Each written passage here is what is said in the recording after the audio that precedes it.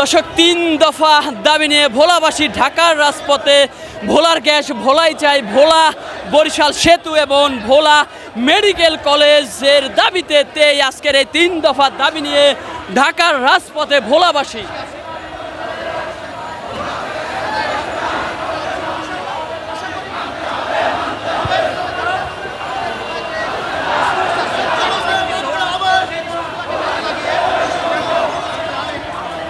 দর্শক, আপনাদের জানিয়ে রাখি, ভোলার গ্যাস ভোলাই চাই এই 3 দফা দাবি নিয়ে এবং ভোলা বরিশাল সেতু এবং ভোলা মেডিকেল কলেজের দাবিতে 3 দফা দাবি নিয়ে ভোলাবাসী ঢাকার রাজপথে।